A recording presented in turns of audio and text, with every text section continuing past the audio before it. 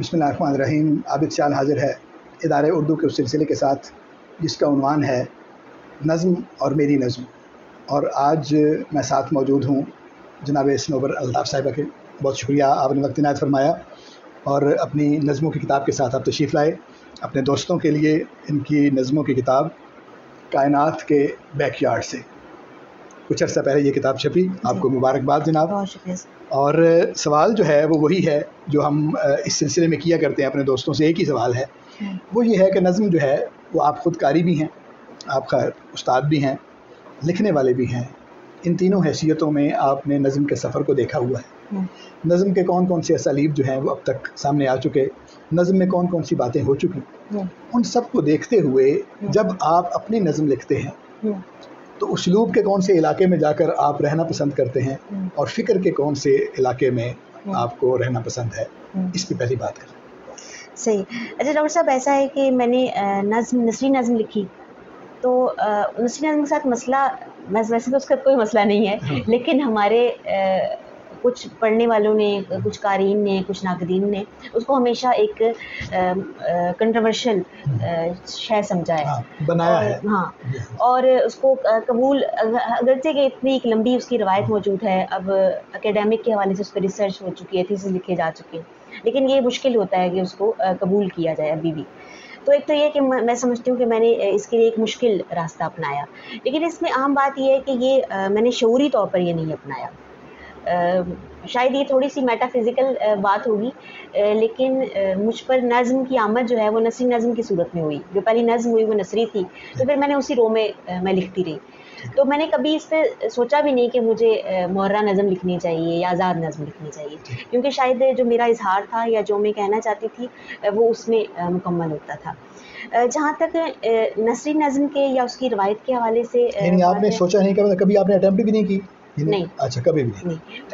शायद ये हैरानकुन बात हो, मैंने कभी गज़ल नहीं लिखी है, ठीक, कभी भी नहीं। तो अच्छा, अगर जब मैं ये समझती हूँ कि उसकी शायद एक वजह ये भी थी कि मुझे कोई बहुत ही मुस्तनद किस्म का शायर बनने का शौक़ भी नहीं था। मतलब ये ऐसा है कि जैसे आप एक काम जो आपको करके खुशी होती है और आप कर रहे हैं, तो आप उसको लिखते रहे और उसको अगर उसको अच्छा एक फ़ीडबैक मिला तो आप खुश होते रहे। तो किसी ने अगर कबूल नहीं किया तो भी ये कोई मेरे लिए मसला नहीं है। तो एक तो ये, दूसरा ये कि कुछ नज़्म निगार, मौसर नज़्म निगार जिनकी नज़्मों से मैं उस दौरान मुतासिर रही और मुझे लगा कि ऐसी नज़्म लिखनी चाहिए। उसमें मैं एक नाम लूँगी डॉक्टर रवीश नदीम का। उनकी नसरी नज़्में मुझे अच्छी लगी और मुझे लगा कि हालांकि उनकी नज़्म बहुत ज़्यादा सोशो पॉलिटिकल है, लेकिन मुझे लगा कि अच्छा अगर इसमें अपना इजहार किया जाए इसी अंदाज़ में तो ये आसान है।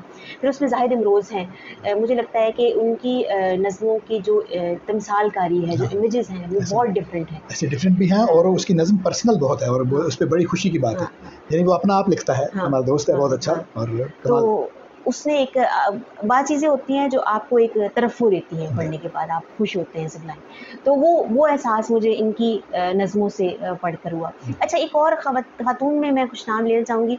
अच्छा, इसमें एक नाम जो ज़ात के इज़हार के हवाले से बहुत अहम नाम है, वो सारा शगुफ्ता का है।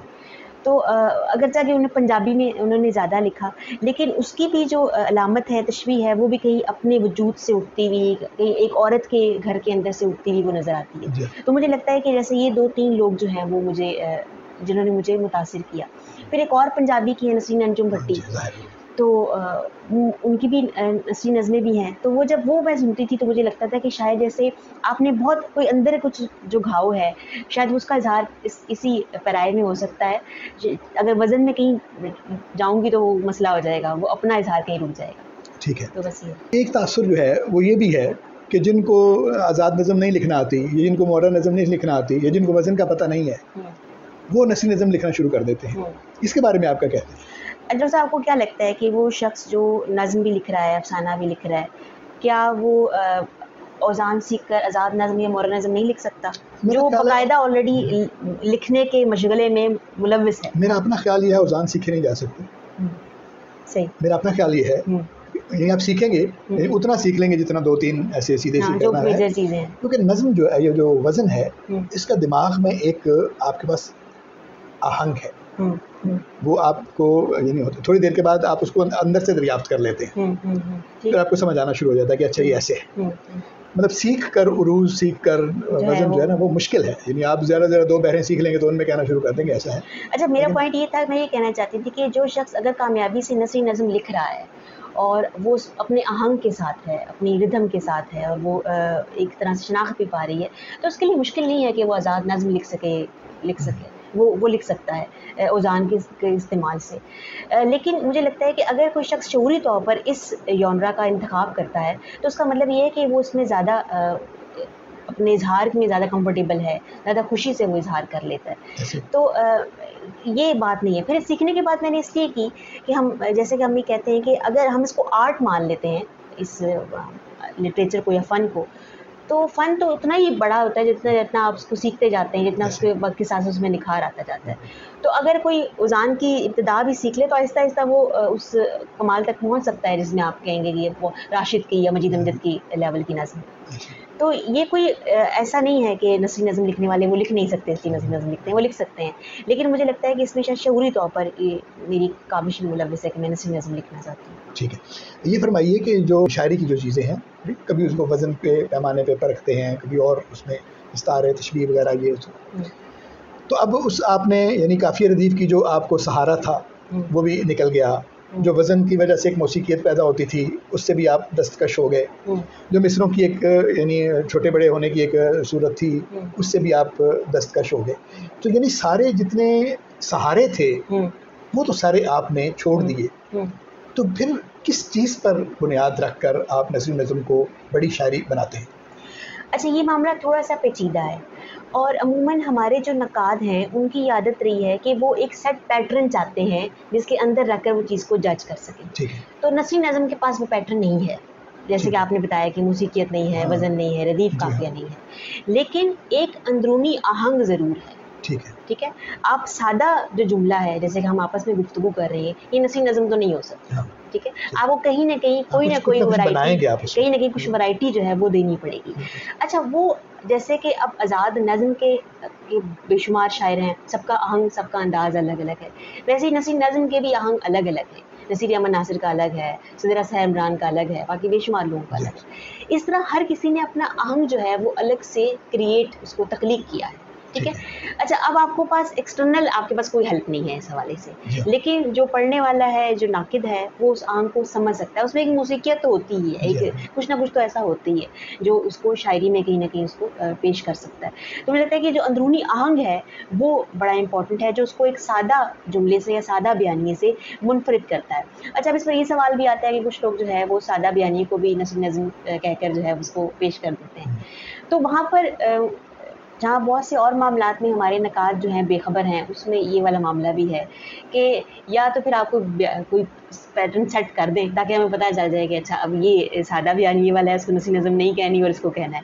तो ऐसा कोई नक़ाद तो कर नहीं सका अभी तक।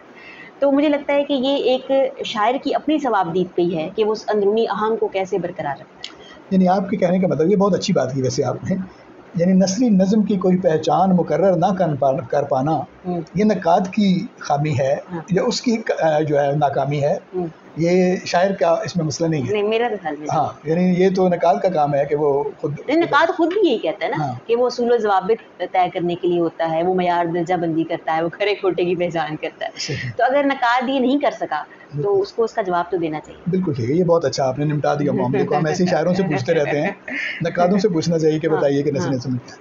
अच्छा, ये फरमाइए कि नसर क्यों ना कहा जाए उसको, अच्छी नसर में भी तो वो खूबी हो सकती है, शायरी क्यों कहा जाए?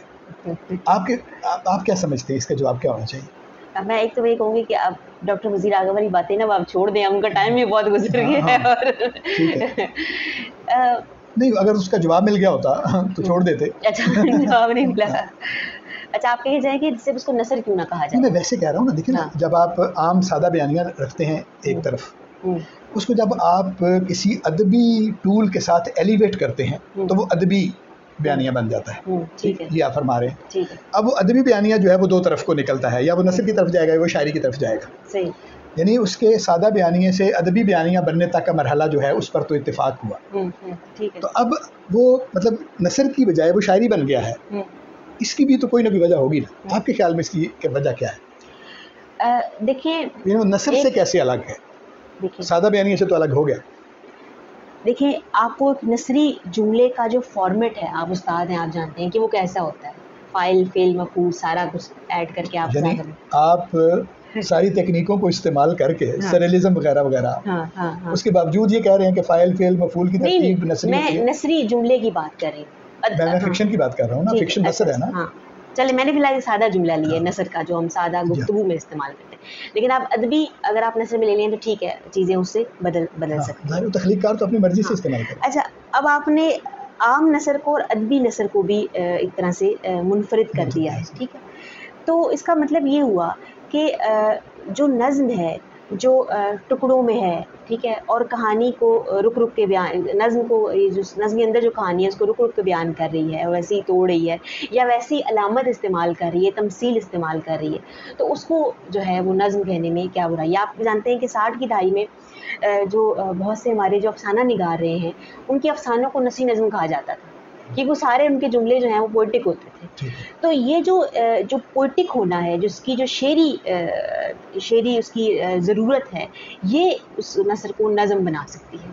हम आम नसरी यानी जुमले इसका में मतलब है कि हमें तख्लीक़कार पर भरोसा करना चाहिए हुँ, कि वो अपनी तख्लीक़ को जो कह के पेश कर दे, हुँ, वो ठीक है। क्योंकि अगर उनके अफ़साने भी नसरी नज़्में भी थीं, हुँ, तो फिर हम उनको अफ़साने क्यों कहते हैं? हाँ, फिर नसरी नज़्म ही कहना चाहिए। हाँ, तो इसका मतलब ठीक है है। कि ये कोई इतना यानी तख्लीक़कार जो भी कह के पेश कर दे, हुँ। उसको मान लेना चाहिए कि ये ठीक है। देखिए अगर तो आपके पास कोई ऐसा कोई दर्जाबंदी है जिसमें आपने उसको फ़िक्स किया और वो पूरा नहीं आया तो आपने हाँ, सा से निकाल दिया तो हाँ, ठीक है। ठीक। लेकिन अगर आपके अगर पास ऐसा नहीं, कुछ नहीं है, कुछ नहीं है। तो फिर आपको हाँ, एक्सेप्ट यानी अभी तक कबूल आपके करना ख़्याल में पड़ेगा। ऐसा कोई पैमाना नहीं है जो नस्री नज़्म को और उस तरह के अफ़साने को अलग-अलग कर हाँ, सके। ऐसे चलें, ये तो एक टेक्निकल बातें, इनको छोड़ते हैं। ये फ़रमाइए कि बुनियादी क़ज़िया जो है शायर के तौर पर, हुँ, वो आपका यानी क्या है? आपका क्या मतलब है कि कौन-सी चीज़ है जो आपको तख्लीक़कार की हैसियत से हुँ, पकड़ती है, खींचती है अपनी तरफ, इस पर आपको लिखना चाहिए? हुँ, या आदमी बार-बार पलट कर कुछ चीज़ों की तरफ आता है ना, हुँ। वो चीज़ें क्या हैं?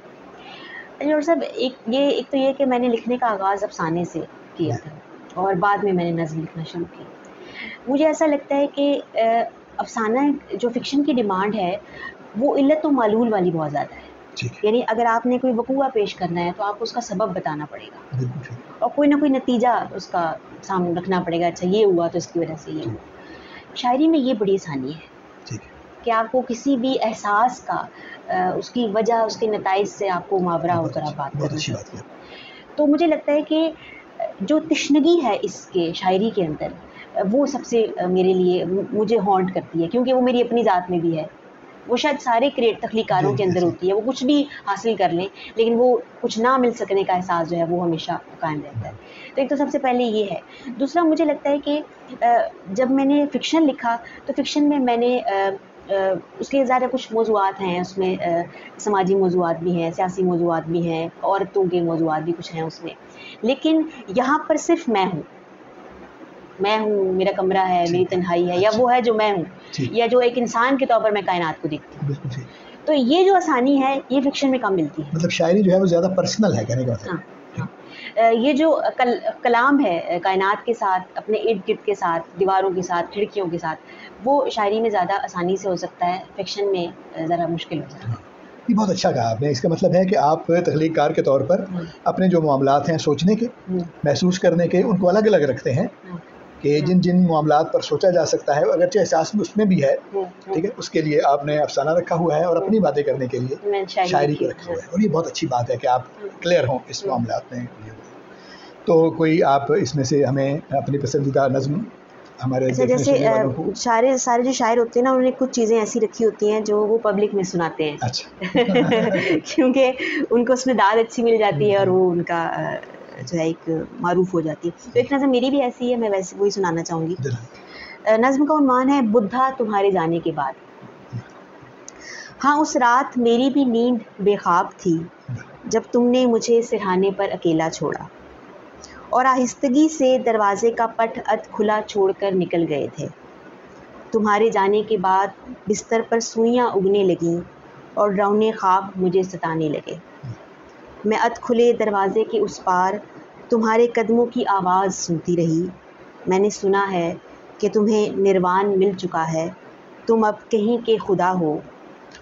ये भी सुना है कि लोग तुम्हारे पास आते हैं सुकून की तलाश में, एक लामहदूद दाखिली सुकून। सिद्धार्थ, तुम उन्हें कौन सा सुकून देते हो? वही जो तुमने मुझसे छीना। मेरे सिद्धार्थ, मेरे बुद्धा, ओ मेरे खुदा। बहुत अच्छा, कैसी अच्छी आपने बात की। दूसरी तरफ से होकर आपने देखा और सोचा। आमतौर पर लोग बुद्ध की बात करते हैं, हाँ, उसकी और एक और इसमें जो बात है ना, यानी उसने कहा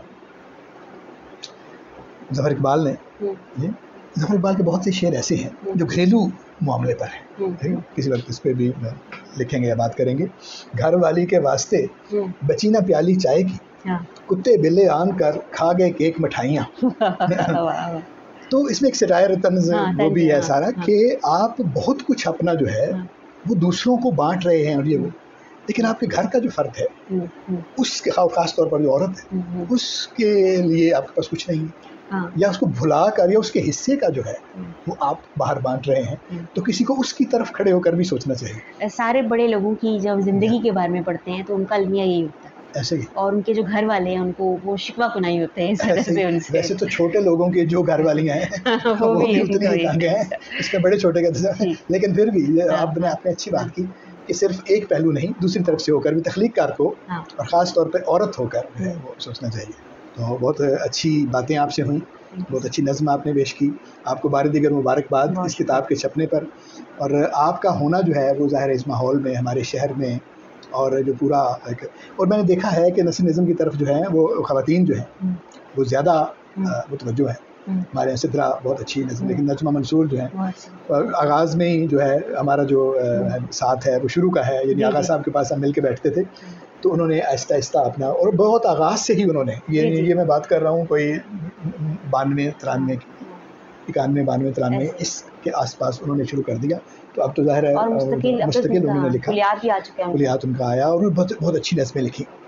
मुझे लगता है कि ये जो कमिटमेंट है ये नजमा मंसूर साहिबा की, ये मुझे हमेशा हैरान करती है। ऐसे ही, और जैसे कि हमने शुरू में बात की कि हमेशा एक मुतनाज़िया सिंफ नहीं, हम तो ज़ाहिर है आप तो बड़े शहर में बैठे हुए हैं ना, और लोग बड़े शहर में बैठे हुए हैं, यहाँ पर थोड़े से खुले होकर लोग सोचते हैं, या और यानी आपको कुछ न कुछ हम नवा भी मिल जाएंगे ज़्यादातर अगर मुखालिफत करने वाले हैं, लेकिन वो ऐसे शहर जहाँ पे तो गज़ल के मुकाबले में नज़म को भी कुछ नहीं समझा जाता, वहाँ पे अब जो नसरी नज़म है उसका तो बिल्कुल ना कोई चलन था, ना कोई इसलिए बात है, उसके बावजूद मुस्तकिल मिजाजी से उन्होंने लिखा, तो तारीफ़ करनी चाहिए उसकी। और ख़ास तौर पर वो सारे लोग, देखिए एकेडमिक्स की हैसियत से हम ये बातें तो करते रहते हैं, हमें करनी चाहिए क्योंकि ये हमारे मामलात हैं, लेकिन लिखने वाले की हैसियत से जो कदर है लिखने वालों की, वो अपनी जगह पर मौजूद है और वो होनी चाहिए।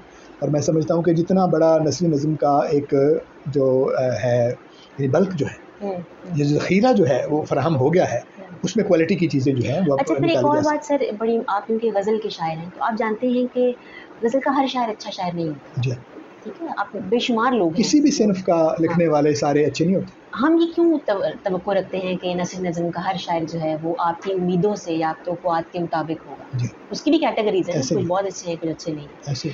तो मुझे लगता है बजाय इस सिनफ को उसको मुर्दे इल्ज़ाम ठहराने के, कुछ हम इसमें कैटेगरी कर सकते हैं कि कुछ, हाँ, ये कुछ औस है, कुछ औस से बुलंद है, ये जैसे आप गज़ल के शायरों को कैटेगराइज करते हैं। जितनी हम बातें करते हैं ना असल में वो तो सिनफ को एक यानी टेक्निकल जो मामलात हैं उनके हवाले से करते हैं, वरना लिखने वाले से तो कोई गर्ज नहीं है ना। तो तख्लीक़कार के तौर पर तो किसी से मुखालिफत की ही नहीं जा सकती। गालिब अगर ख़त लिखता है और उसको आप अदब का हिस्सा समझते हैं जो उसने पर्सनल लिखे थे, तो फिर एक आदमी जो है वो शायरी के नाम पर कुछ लिख रहा है तो कैसे आप उसको अदब का हिस्सा नहीं समझ सकते? यानी इस पर तो सवाल ही नहीं है।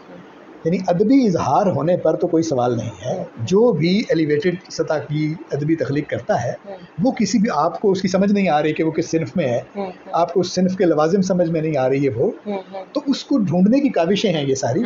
अदरवाइज इससे कोई इख्तलाफ नहीं है कि वो अदब पारा नहीं है। उसके अदब पारा होने पर तो कोई इख्तलाफ नहीं है, ना उसके लिखने वाले के अदबी आदमी होने पर कोई इख्तलाफ है। मैं कम से कम मेरा तो ये मौक़िफ़ है कि वो लिखने वाला है, आपके अदब में हिस्सा डाल रहा है, उसके हाँ वो चीज़ें मौजूद हैं जो अदब का खासा होती हैं। तो वो ये कहना कि ये नॉवलेट क्या होता है और नावल क्या होता है और अफसाना क्या होता है और उनके फ़र्क क्या होते हैं, ज़ाहिर ये तो एकेडमिक्स की बहसें हैं, ये तो हम करते रहेंगे और ये होनी भी चाहिए। ताकि तालिब इल्मों को समझाने के लिए, उस पर बात करने के लिए, उसके पैमाने तय करने के लिए, उसकी तहसीन करने के लिए आपको चीज़ें मुयस्सर हैं, वरना वो इख्तिलाफ वाली बात तो नहीं है।